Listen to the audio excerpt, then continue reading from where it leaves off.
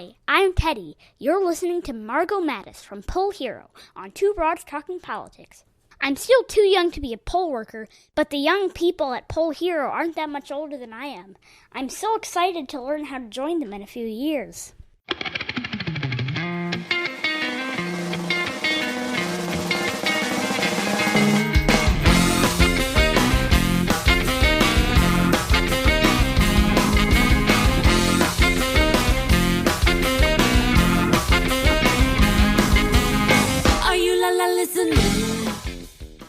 Hi, everyone. This is Kelly with Two Broads Talking Politics, and I am on today with Margo Mattes from the Poll Hero Project. Hi, Margo. Hi, thank you for having me. Yeah, thanks so much for joining me. So I want to talk some about the Poll Hero Project and what you guys are doing. Could you give me a little bit of a background? So regarding the Poll Hero Project, my sister was actually one of 5 co-founders. It was her, 4 other Princeton University students, or 3 others, and then a University of Chicago graduate.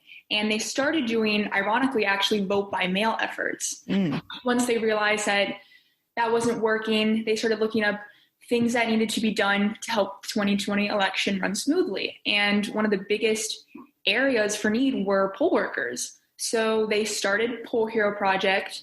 I joined about a week and a half later to run the Twitter page and then also do a lot of outreach to different organizations, people like in the media, influential people. And our job is basically to recruit young people, high school and college students, to be poll workers for the 2020 election. All right, excellent. So there may be people who've never thought a whole lot about this before. What is a poll worker? What does that mean? So we basically help run the elections.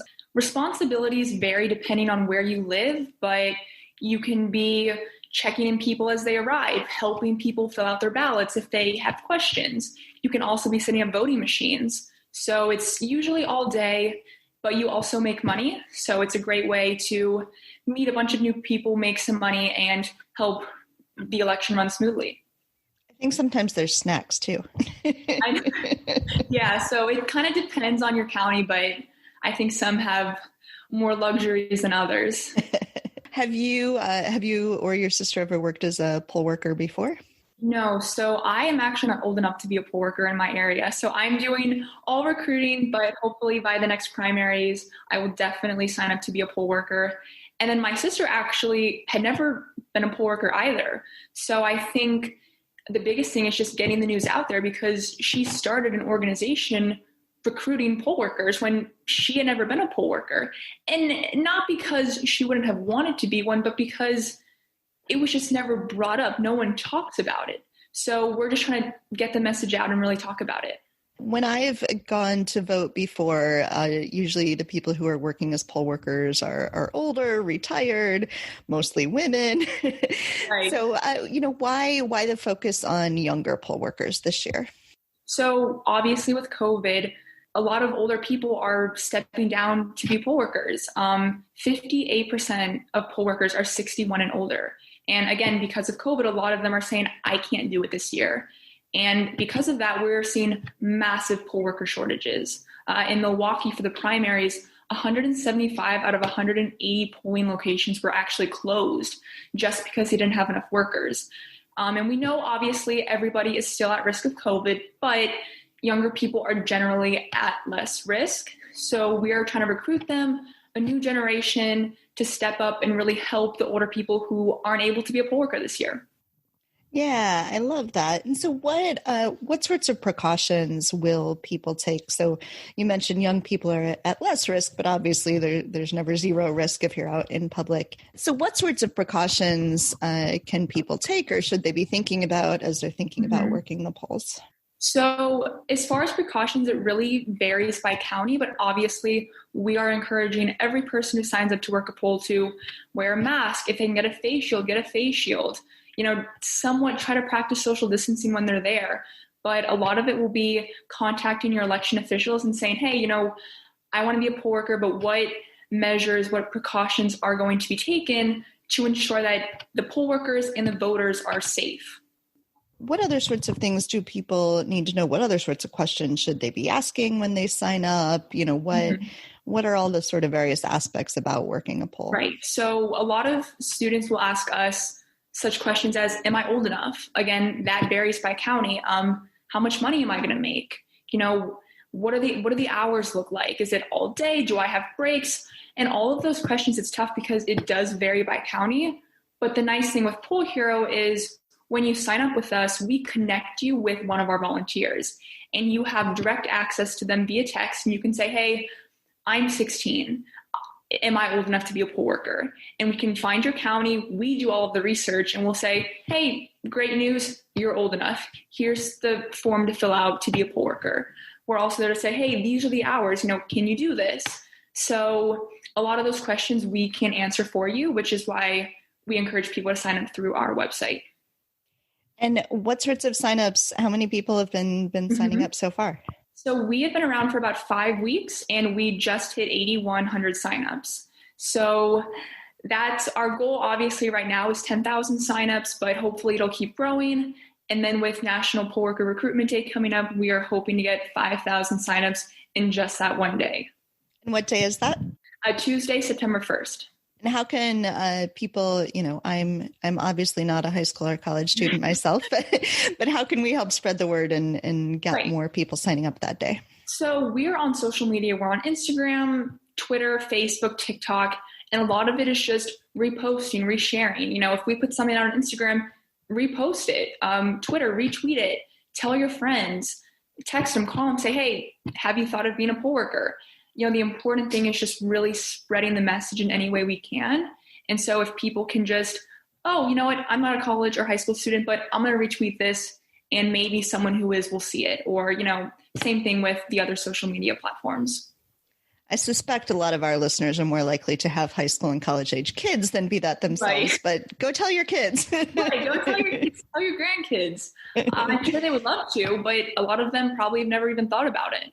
Yeah, definitely. Are you finding that there are people signing up who are just now thinking about voting for the first time as well? I think so. I think, a lot of people, there's such a big emphasis on voter registration, and that is huge. But a lot of people never think of the amount of poll workers. It's just kind of been lost in the details. People assume, well, it's for older people. So a lot of the people who are signing up are either have been politically active and this is just another way to get involved, or it's like, hey, I just decided that I want to vote and I want to help out even more. I'm going to also be a poll worker. So it's a mixed message, but there's, answers from both sides. What this might vary by county too, but for people who are possibly under 18 in places where 16 and 17-year-olds are allowed to vote, do they need any sort of parental permission or anything to be able to do that? Again, varies by county, but not that I know of. A lot of times it'll just have you fill out your name, phone number, some certain things like that, just to make sure that you live in that county. And again, so many election officials are scrambling to find poll workers. We're 250,000 short for the election right now. So if you're the age, I think, they're going to want you. Yeah. And that's frightening. We're only 2 months out from the election. I know that's what's tough. It's like, everyone's like, yeah, everyone's voting. That's great. But if you don't have enough poll workers, you're going to be waiting in 5-hour-long lines, or you could be, your polling station might be closed and you won't know about it until election day. So many things that can go wrong if we don't have enough poll workers for each county. Do you know if there are bigger shortages in some areas than others, or is this just sort of a widespread problem? So it's more of a widespread problem. Obviously, as I said before, like in Milwaukee, 175 out of 180 polling stations were closed in the primaries just because they had a lack of poll workers. But a lot of it's widespread. Every county that we've seen or been in contact with has said, you know what, we need more poll workers. But we have focus cities. So it's Milwaukee, Phoenix, Cleveland, Miami, Detroit. And we are essentially working in those areas specifically, even though we're also recruiting anybody from all around the country. But those places in particular really need more poll workers. So I saw some stats on your social media, what colleges people are signing up from. Princeton's blowing everybody away. I think everyone needs to step it up to catch up to Princeton. So my sister actually goes to Princeton, and the other co-founders are also currently Princeton students. So a little bit of an advantage, but we're, it's a little competition, hoping some of the other colleges in the Ivy Conference will step up and get more poll workers. I love it. We need a good, healthy competition. I know. It's school spirit, school pride. Yeah. And it's so interesting to think about this year with so many schools being remote that a lot of college students might be back in their hometowns. Right. I know. My sister, she's going to be spending the semester at home. I'm in high school. I'm going to be remote as well. So they're going to be in their counties where when November 3rd comes, they'll be able to go and, be a poll worker for where they grew up in. Do you have any advice? There are certainly people listening who are high school teachers or college professors. Do you have advice for them on ways to talk about this or recruit? Yeah, just tell your students, explain what they do, explain the importance.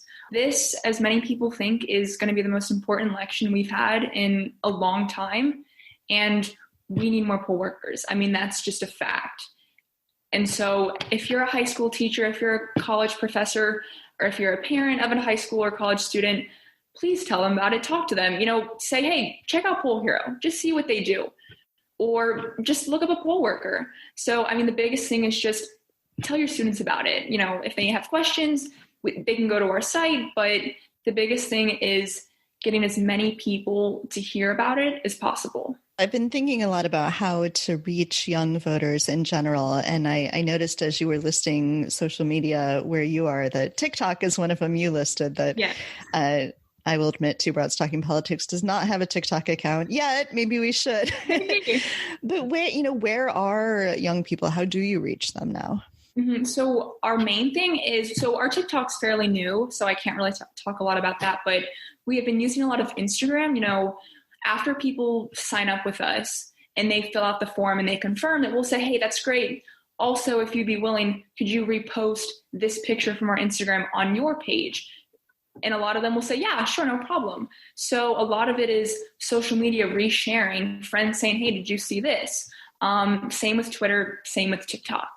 And I wanted to say also quickly, just getting other influential people to talk about our organization, make being a poll worker cool. I think so many people think, oh, well, that's just what older people do, but it doesn't have to be that way. And especially for this election, it can't be that way. Yeah. So if we could have people with bigger platforms saying, hey, be a poll worker, we're going to need a lot of them for this election. That would be great. All right. So Taylor Swift, if you're listening. I know, Taylor Swift, we love you. Tell everyone you know to be a poll worker. All right. Excellent. Is there anything else I haven't thought to ask or anything else you want to make sure people know about? No, I think that's great. Again, just spreading the message as much as we can about the importance of, signing up, being a poll worker, and encouraging as many people as you can to do the same. Excellent. And so we'll put on our website, we'll put links to your website and all of those social media channels. And I definitely encourage people to go out and share those posts and spread the news as widely as possible, especially on September 1st. On Tuesday, which is National Poll Worker Recruitment Day. So that's awesome. And I have to say, so my kids are a little bit too young to be poll workers or to really be on social media for that matter. But I pointed out to them that there are these amazing young people doing this, and you're much closer in age to my kids than you are to me. And they were very excited. They were like, really? There's ways for us to get involved soon. So so this is great. I'm so thrilled to see this organization that you guys are building and so quickly and getting so many people signed up. Well, thank you for having us. Thank you for listening to Two Broads Talking Politics, part of the Dimcast Podcast Network. Our theme song is called Are You Listening? Off of the album Elephant Shaped Trees by the band Immunuri, and we're using it with permission of the band. Our logo and other original artwork is by Matthew Weflin and was created for use by this podcast. You can contact us at twobroadstalkingpolitics@gmail.com or on Twitter or Facebook at Two Broads Talk. You can find all of our episodes at twobroadstalkingpolitics.com or anywhere podcasts are found.